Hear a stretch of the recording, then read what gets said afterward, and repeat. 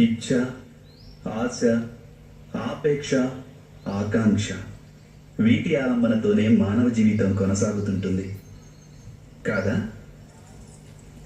ఎవరైనా మిమ్మల్ని ప్రశ్నించారనుకోండి, మీరెవరు అని. దానికి మీ సమాధానం ఎలా ఉంటుంది? మీరే ఆలోచించండి.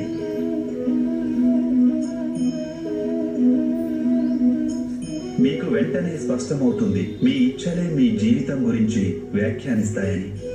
ఆశించింది పొందాక లభించే సఫలత లేదా దానిని కోల్పోయాక మిగిలే విఫలత, ఇదే మీ అస్తిత్వం.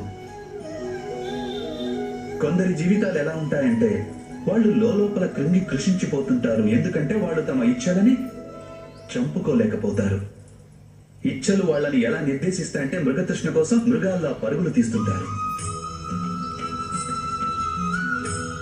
అయినప్పటికీ ఈ ఐహిక ఇచ్చల గర్భమే జ్ఞానామృతాన్ని కూడా ప్రసాదిస్తుంది. ఎలా అంటే ఇచ్చలు అసంపూర్ణంగా ఉన్నా, నెరవేరకున్నా, అప్పుడు అక్కడి నుంచే జ్ఞాన కిరణాలు ఉత్పన్నమవుతాయి మానవుల అంతరాత్మలో. కాదు, ఈ కథలో ఉన్నది కేవలం ఇచ్చల నడుమ సంఘర్షణ కాదు, హృదయాల్లోని ఆకాంక్షల వైరుధ్యం ద్వారా ఉత్పన్నమయ్యే భయానక రక్తపాతమూ కాదు.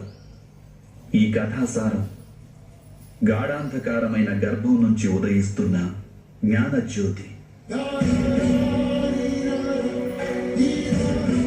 నేను వసుదేవ సుతుడను మీ అందరినీ ఈ జ్ఞాన దర్శన యాత్రకి ఆహ్వానిస్తున్నాను.